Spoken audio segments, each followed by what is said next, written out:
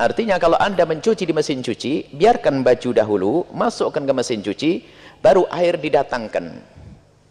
Airnya yang didatangkan, jadi air dimasukkan. Kemudian, untuk menjadikan baju itu suci, cukup yang penting airnya menggenang, cukup menjangkau semua bagian baju, digoyang sedikit saja, kemudian airnya dibuang, sudah beres. Kalau ingin memberi sabun, lah sabun itu merusak air.